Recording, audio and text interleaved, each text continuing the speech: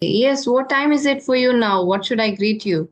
It's we at 2:30. 2:30. Yeah. 2:30 a.m. Yeah. Oh, okay. So you're still up? You did not go to sleep? I slept early. Um I'm a little bit of an early morning person. So I often work with people with India. So I'm kind of used to being up anytime. That's Uh, a part of first of all, can you hear me okay? yes, yes, I can hear you. Okay. Okay. So yeah, I do work a lot with developers from India. So whatever time works, it's Wow, that is nice that your body is coping up with that, hectic and irregular schedules. yeah. But I make up for it like during the weekend, or sometimes I even go to bed at like 6 p.m. So I do try to make it up. All right, all right. So please tell me more about yourself. Where are you from? Where do you live right now? What do you do? Sure, yeah. First of all, thank you for having me. Actually, I really appreciate that. And so I'm originally from Odisha in India, and I did my undergraduate in naval architecture from IIT Madras, and then came to Singapore actually for my masters, and then I wanted to go into the teaching line. So I wanted to go to the teaching line from the beginning actually, but coming to the US was a little bit not possible for financial and other reasons. So Mhm. and English was one of those thing actually, because you had to write GRE to get admission to US. But finally, when I was in Singapore, it was a strong desire. Okay, finally you have to as they call bite the bullet, right, and then write the GRE and TOEFL, and then I finally did it, Oh, and then came to US, and then I did my PhD here in aerospace, and then I so I wanted to go into the education line, so I ended up doing a postdoc too. So I have a degree in naval arc, civil engineering, aerospace, mechanical, and biomedical. So a lot of fields. But then at that time, once I did the postdoc, there is the field of education is very competitive. Like being a so it didn't work out, to tell it in a in a very short way, right? It didn't work out, but I ended up getting a job in industry as a mechanical engineer. I mhm. worked in Seagate actually, so they make hard drives. So I worked as a mechanical engineer there, and then it as so I stayed there about I think 6 7 years, about Mhm. 7 years, and then I decided it was not for me. And then so corporate life didn't suit me very very well. And then so I decided to take the plunge, and then I tried a few things. They didn't work out, but I did want to get back to the education. If not in the university, then do it myself. So that's what I do right now. So I'm working on a startup called Bunain, and that's where I try to teach math and physics. Ultimately, the goal is to. I really think that you can use the technology to get a better quality education, like to any corner of the world. So that's the goal, but let's see how far I get So there. you are settled in the US. You're in the States right now. Yeah, right now I'm in the US. Yeah. Okay, I'm already blown away just knowing you've studied so much. Oh my goodness. You did a lot of studying. Yeah, so I have been if I can brag a little bit, so I've done well academically, Yeah, not done very well in corporate life. that's nice. English, because you told that it was quite difficult for you to learn English. So, It was, yeah. So I'll give you. So I get a lot of nightmares on English. So, and I'll give you one example actually that has kind of stayed in me. So I get two nightmares. One is like failing English, and the okay. second is missing my train. Like let's say you're going somewhere, missing a flight or missing a train. So that has, and both have a little bit of story. The English was, when I was back in my 10 plus 2. So I was not good in any language. It's not only in English, even in my mother tongue, which was Odia. Okay. So even that was not that didn't come very easily to me. Mm-hmm. So I had this test. So you have this the final test, right? So Right. we had the English paper. So my teacher had said that, hey, you don't want to fail 12 just because of English. So that was initially, that Mm, fear was always there. okay. So he tried to give me some tip. He said, when you get the question paper, just flip to the last page, and that's where the grammar and multiple choice is there. It's easy to score. So Mm-hmm. first take care of that, and then go to the more like essay writing and stuff. Definitely. But academics is different when it comes to, but when it comes to spoken English or talking to people fluently in English, that is a whole altogether different aspect, right? Academically, at least Oh you can yeah. mug up and do things, but how did you muster that courage to learn spoken English and talk to people confidently in English? So when I was in IIT, so I had a professor called Sri Chaudhary. He was from Bihar, and I was from Odisha, so he could relate to my pain, right? Things like, there is a word called often, right? OFTEN, right? Okay. Yeah. So that I could not pronounce. For me, in my mind, why is it often? Why is it not often? Like, why is the T silent? So Mm, I could not come in terms with those kind of rules in English. So what he suggested is, and that is basically the, if I have to tell somebody one single tip that helps, like in communication, that would be, so what he said is, just listen and listen to news, right? mm, Just listen to news, and then at that time, even getting a radio was difficult. um, you mm, know so it didn't work out that well. But later on in my life, when I was in Singapore, actually, that helped me a lot. So just listening. And the reason he told me, and I feel it, like my daughter is now 4 years old, 4 plus, okay. going to be 5. Mm, Even when she was 3 years old, she was fluent in English. She right. knew nothing of grammar, right? She knows nothing of grammar. She had just heard us hearing, and she Mm, will try to make short, simple sentence. So Sri Chaudhary, my professor, he told me, Tika.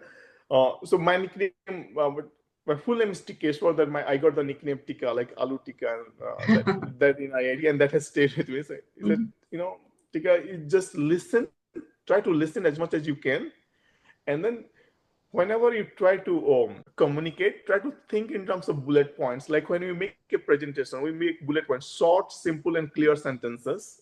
That mm, is all you need, and that's all I do. Even when I write to somebody, or right, I try to think in terms of bullet points, like very short, simple, and clear sentences, mm, and just put it there in the paper. And mm. so when I was in Singapore, actually, I had to take the GRE, right? And Right. as you can imagine, I didn't do very well in English. So I got 370 out of 800. And if you don't do anything, you get 200. If you just give me a blank paper, you get 200. So I did okay in math and analytical. And then that really, and the worst thing is, for the whole year I had prepared only for English. My math was good, actually. My math was good, and my analytical, I knew that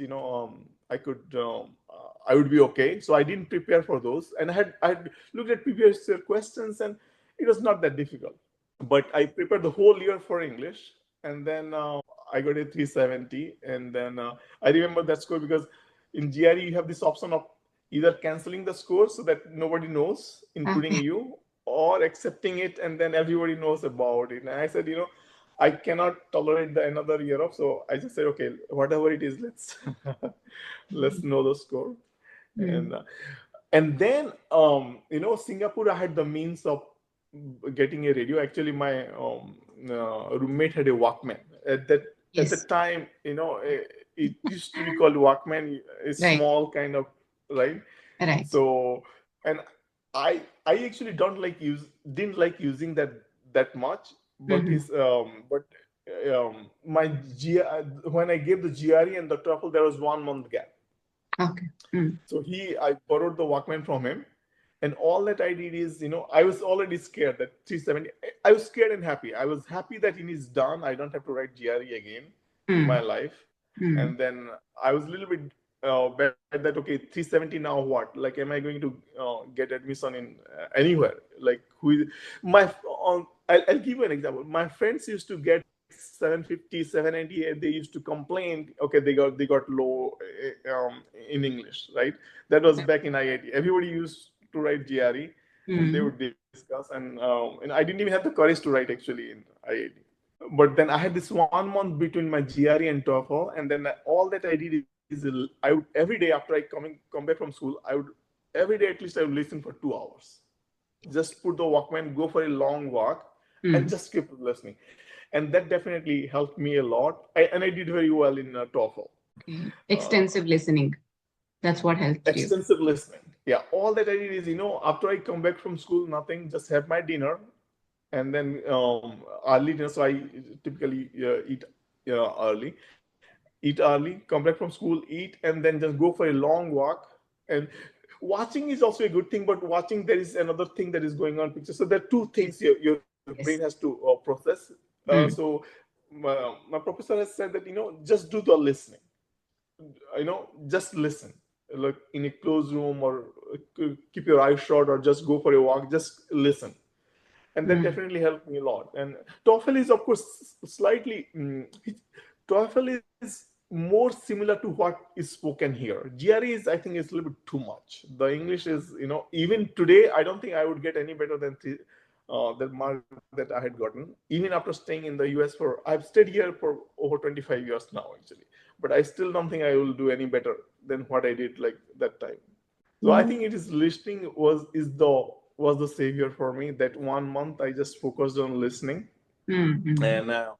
and I did okay. But then the funny thing is this, right? When I came to the US, finally I got admission, and then when I came, I had I had come here with one project, Mm. and that the project was not very clear to me when I was applying. But here, once I came here, actually I didn't like it that much, Okay.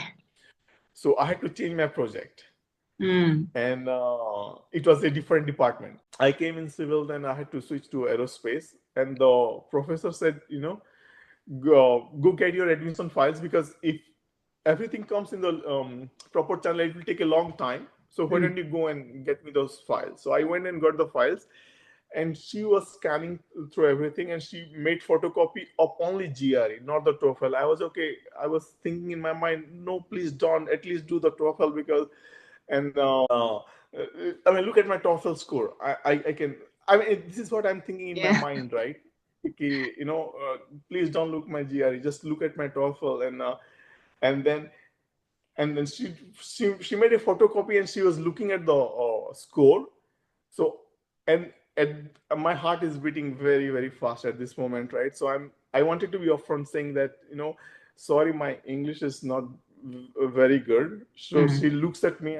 I vividly remember this day and the place, right? She looks at me and says, I don't care about your English. I can see that you can talk and I can understand. I only care about your math. And Okay. I'm like, Relief. so that was then I, in the back of my mind, I was thinking, okay, why did I struggle for what? I mean, I literally used to get fever for GRE English.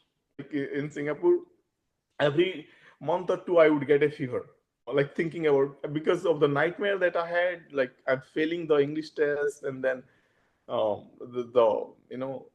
reading English all the time. Mm. It was a tough time. At the end of the day, they didn't care that much. I mean, they Right. didn't care at all. Actually, she told me in my face, we don't care about your English score. English. Okay. That's good to know. And Walkman was such a thing where you had to put some cassette inside it and then listen to it, right? Yes, So yes. what exactly did you listen to? Because I think news you cannot listen. So what were you listening? So I was listening to I had some TOEFL, the spoken Ah, English. okay, So okay. some of the TOEFL spoken English, and then my friends have shared some, just somebody American speaking English, Correct. like Mm. people speaking English, just anything and everything I could find, I could get my hands on, I would just listen. We didn't have TV in the house that I was staying, so I could not watch. And also, my teacher has said, watching is okay, but Yes. listening is the most important. We had computers back in school, so where you could use where you could watch something, but again, like you have only limited time in school, like you have to do your work, your research work, or the classwork. So Mm. only at home, when I would come, put a cassette, any cassette. So I had like I believe I have 10 or so cassettes, and I Mm. would have like listen the same thing again and again, like maybe 10, 20. The whole month was like every day 2 hours of listening without any, I mean, at least 2 hours of listening. I would just go for a long walk and just listen. Mm. And also, it is important that you listen to things repetitively. It Yeah. is not that you're going to learn something, but repeating, the more you listen to the same kind of stuff, then maybe first time you don't understand 100% of it. But as in how you keep repeating, it somehow gets ingrained in your mind. You are like so right on, like you kind of hit the nail on the head. Yeah, the repetition is the also the very key, because if you listen like very very, once you have some mastery in the knowledge, yeah, you can listen to different things and then you can process it. But in the beginning, yeah, I would listen to the same cassette, like I had Right. literally 10 or so cassettes, like whole month every day. And then Mm. oh yeah, this I missed that time, but now I understand it, because uh, as you keep listening the same thing again and again, your brain kind of get used to. It's like doing anything like again and again, and then you get used to you get better at it. Right. Yeah. Maybe like when I was growing up, that was kind of blessing in disguise because we didn't have much resources. Not many resources, then not access to a lot of books or listening practice. Somebody in the like in my case, somebody in my neighborhood were privileged enough to order books like Reader's Digest, and sometimes they would have magazines as well. So I would go and read the same book at their home repetitively because I like the images, I like gaining information, and I like reading that kind of English. So I would go Okay. and check, is there any new edition? No, then repeat the old edition, read it all again. I didn't ask you, but where are you from in India? I'm from Karnataka. Karnataka? Yes. Oh, all right. Okay. Tell me a bit about your teaching profession because you're like really passionate about English, about teaching, right? It's always Yeah. been there inside you that you have to become a teacher no matter what. Then you did something else, then you studied something else, and PhD. But again, something is bringing you back into teaching all the time. So tell me more about it. Yeah, definitely. So I feel that the education has to be more equitable, like in the sense that anybody, regardless of their financial situation, Mm, right, or mm, past academic performance, right, some might not have done well, they might have wasted a few years in school. That should not be a hindrance to what they want to pursue, right? mm, mm, And right now, we have a wonderful technology, right? Be it software, AI, and whatnot, right? So I think we can use the technology to fill that gap. Like those who feel like they are left out, either because of financial situation or because they didn't pay that much attention in their earlier years, right? And but they will still want to, let's say they want to pursue engineering or medical, or mm. maybe you know career. So in software, right? So I think that gap can be filled right now with the help of technology, and it can be done in a way and almost very very affordable to anybody who wants to who wants to put the effort. Like your own motivation is the only thing that is necessary to be able to get a very good quality education. And so for me, I have the interest, right? And I wanted to do it. So actually, when I left my job as a mechanical engineer, my wife had said, hey, you wanted to do this, why don't you do it? So a part of me actually thought, okay, let me first. So I tried to do few other softwares, a few other startups. So my Mm. idea was, I want to first make some money, Right. right, and then invest a lot in education and go all in. And as the luck would have it, all of those failed. So finally I'm back to square one and say, you know I'm running behind the things, thinking that they will bring some value and success, but it is not. So at one time I say, okay, let me do it what I wanted to do. So Hmm. right now I teach math, and I'm starting to teach physics. So physics is actually my love, basically. That's what I love. But math is also, so I was good in math too. But I think physics kind of gives meaning to the math. Math is a little bit. It felt a little bit meaningless without physics. So that's what I'm starting to. I'm basically getting back to teaching that. But ultimate goal is use the technology to scale it, and then Hmm.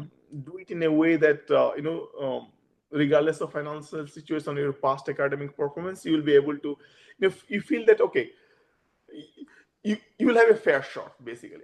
So in this startup, do you have some physical office, or how exactly are you teaching? And what kind of audience do you have? Do you teach to Indian students? So I right now I make the video, and post it on YouTube. Okay. So right now I have extensive videos in Math Kangaroo. I selected Math Kangaroo because I had to select something, and Math Kangaroo is, I like their structure because it is not, first of all, it covers like grade 1 to grade 12. So no Okay. matter which grade you are, Mm. you can try it. Mm. It's a competitive math, right? And then Right. second thing that I really liked about it is math olympiad is not for everybody. it the level is a little bit higher, right? Yes. Unless you're really really interested in math, you can get a little demotivated. Mm. And the school math is okay. I mean, it gives you the basic math. The Correct. math kangaroo is a little bit in between. Even a Mm. normal student, Mm. looking at few years, they can feel comfortable that, hey, yes, this is something that if I try, I can do it. I started teaching math kangaroo, and I still continue doing it. But in the meantime, I'm also working a little bit on the website and the platform and the technology, because I think right now the technology is the key to scale it, basically to bring it to the mass, right? So I spend a lot of time in building the engine behind the practice, practicing the math and physics, right? And starting to teach physics. But Mm. that's my ultimate interest, Oh, okay. is the physics. Yeah. I think you will have a wider audience with math because you can do grade 1 to 12. But I think physics are later on, later in your life, right? Maybe high school, or then that kind of audience you will have more when it comes to physics. Yeah, yeah. So actually, one of my goal is to bring physics for the JE and NEET market in India. Right. Mm. And the reason is, so I have studied that, right? I have done the engineering, so I know that it can be really daunting for some people, like physics. So there are two kinds of people. Some people either love physics or hate physics, right? I Those belong to the later. you belong to the later. Okay. I, okay. So what I found personally is, right, like physics is a subject, if you can relate to it, right? Like when you see things and you see physics in it, then you Mm. really start loving it, Loving. right? And that is one great thing that my teacher has actually. I had a great, amazing physics teacher. Unfortunately, though, when after the first year, Mm-hmm. he left. Oh. And he got transferred to a different school. Mm. And that was the time, actually. So from my village, not we knew about REC. So at that time, in my time, it was NIT was called REC. So Okay. we had we went to my teacher and said that, no, we want to prepare for REC. And he said, why REC? You should aim for IIT. And we're like, okay, what is IIT? So nobody even knew about IIT. It Mm. turns out nobody makes it to IIT, so why even talk about that, right? Then Mm. he then he was a physics teacher. And then he showed how to learn physics, right? If you just take physics in the face value, like equations, right, you will it will feel very hard. Yes. But if you if you try to correlate physics with the everyday things that you see, you will really Mm, start loving. And that is one of the thing actually that I'm trying to bring in the online education, like making like physics based animations, that when you see something, right, you don't feel like you are just using some formulas. mm, You can relate to it, you can feel it basically. So uh, and I feel that that fear, we can use the we can with the help of technology we can remove that fear, and later on you may decide to whatever path you want to pursue, maybe engineering, maybe medical, maybe totally something finance or whatever it is, right? mm. But I think there is no need to fear physics.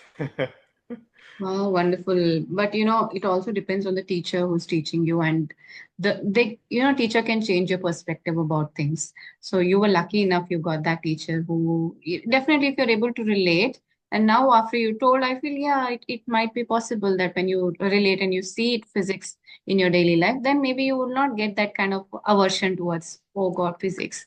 So it's a nice concept. 100%. 100%. It has a lot to do with teacher, especially in the initial phases, right? Right, When you have that phobia, and correct, it has a lot. Yeah, and after that, of course, it is up to us, to put the effort. right. But you know, if somebody told you that, hey, he literally, like I'm just paraphrasing it a little bit now, Mm, you know, I mean, it's like, okay, so I was just thinking of an analogy, right? So when you're trying to learn swimming, if I just throw somebody in the water, they'll be scared correct. like any.